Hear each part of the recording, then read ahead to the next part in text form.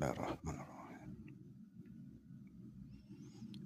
Assalamualaikum warahmatullahi wabarakatuh.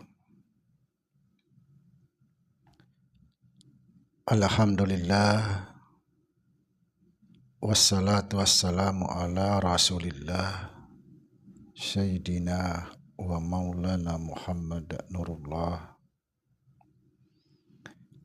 sirri wa sirri fi sirri la Allahu asma wal sifati asyhadu an la ilaha illallah wa asyhadu anna Muhammadar Rasulullah. Allahumma la ilaha illa antal awalu wal akhiru wa antal batinu wassahiru la haula wa la quwata illa billah.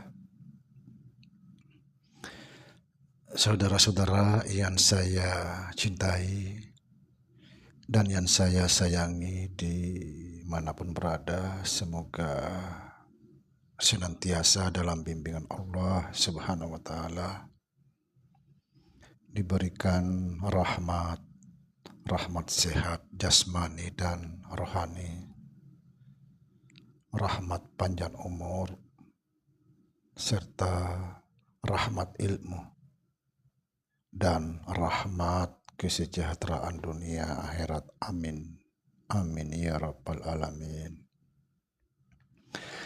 Saudara-saudara, pada kesempatan ini perlu saya menjelaskan bahwa sebenarnya kita ini dua kali hidup dan dua kali mati. Sekali lagi, dua kali hidup dan dua kali mati.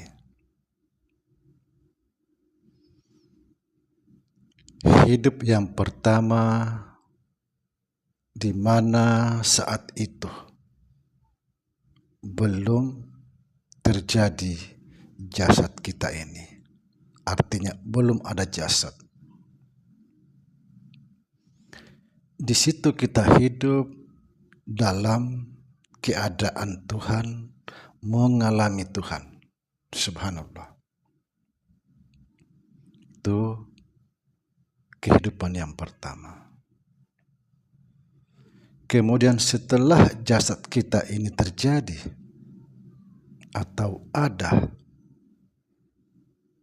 maka ditiuplah roh itu ke dalam jasad. Disitulah kita mulai mati yang pertama. Mati yang pertama di mana jiwa kita tertanam di dalam jasad. Subhanallah.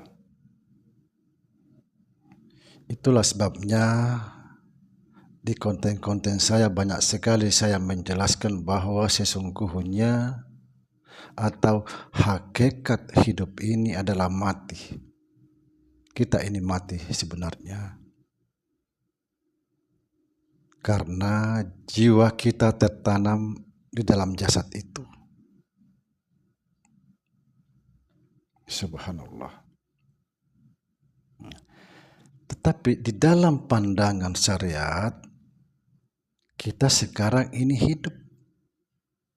Ini yang jadi masalah, karena selalu bertentangan. Kita sekarang hidup, padahal kita mati sebenarnya. Yang jadi masalah, kita merasa hidup. Nah, di dalam pandangan syariat, mati ketika jasad kita ini terkubur di dalam tanah. Ini dalam pandangan syariat mati. Sedangkan dalam pandangan hakikat justru hidup kembali. Apa sebab? Karena jiwa tadi sudah terlepas lagi dari tanah itu, tidak lagi terkurung. sudah merdeka lagi.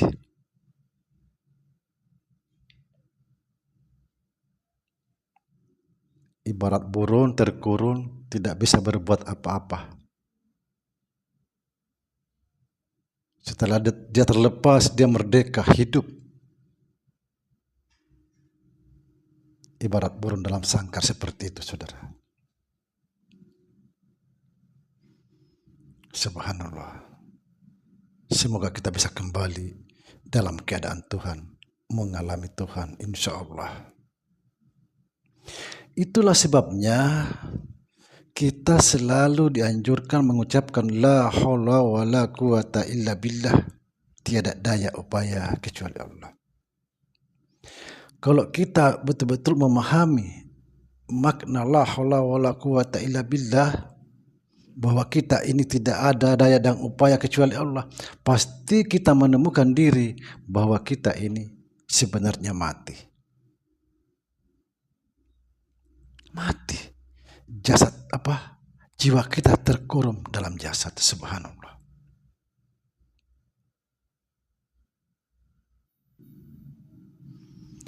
Jadi antara syariat dan hakikat itu selalu bertolak belakang, tidak bisa sejalan. Kenapa? Satu melihat atau memandang kulit, satunya lagi memandang isi. Jadi tidak bisa ketemu. Sekali lagi saya memperjelas saudara bahwa sebenarnya secara hakikat hidup sekarang ini sebenarnya kita mati. Itulah sebabnya kita dianjurkan mengucapkan la haula wa la quwata illa billah. Inilah disebut mati dalam hidup. Barang siapa mengenal dirinya mati dalam hidup, insya Allah dia akan hidup dalam kematian.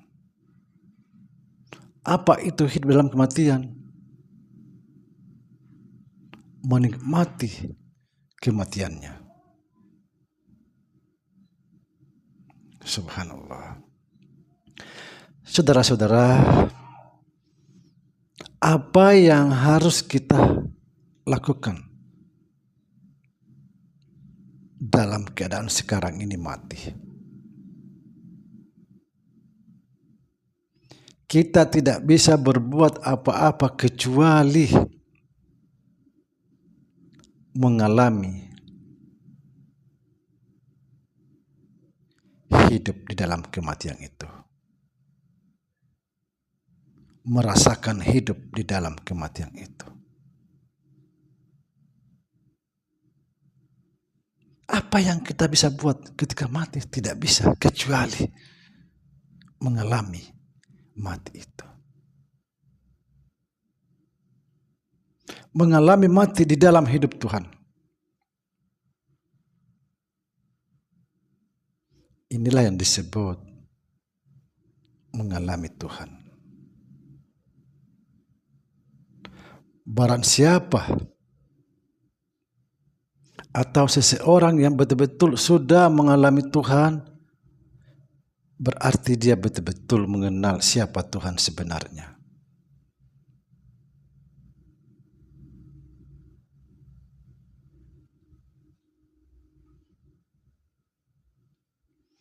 Tetapi seseorang yang belum mengalami Tuhan, belum mengenal Tuhan, ketahuilah,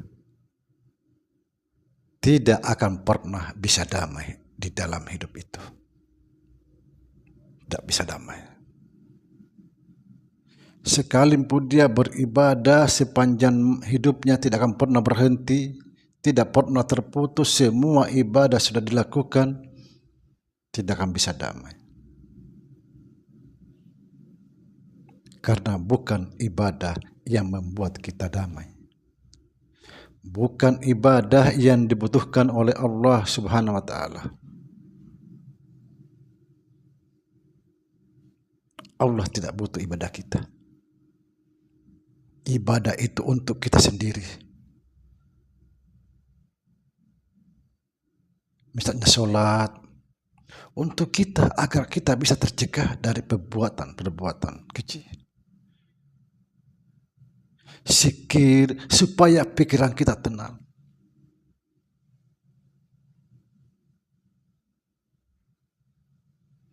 Yang dibutuhkan oleh Allah Subhanahu wa Ta'ala, kita datang kepadanya, hidup esah bersamanya, kembali hidup mengalami Tuhan itu sendiri. Ini yang diinginkan Tuhan, bukan ibadah. Ibadah itu untuk kita sendiri.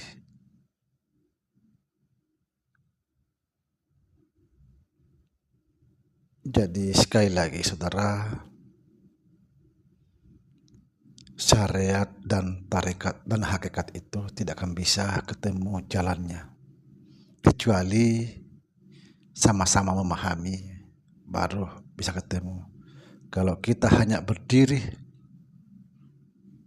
di syariat, kamu tidak akan pernah damai. Saya tegaskan di sini bahwa orang syariat itu tidak pernah damai. Contohnya lihat situasi sekarang ini, yang berjubah bergamis putih mewah tidak pernah damai.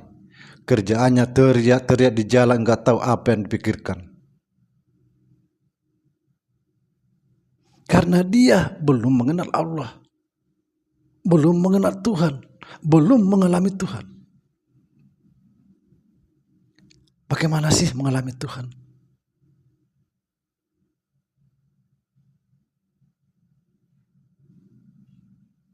Mengalami Tuhan, mengalami keadaan kita sekarang ini.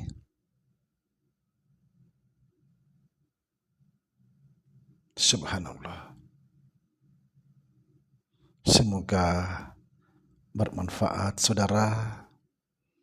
Mudah-mudahan kita semakin dekat kepada Allah Subhanahu wa Ta'ala,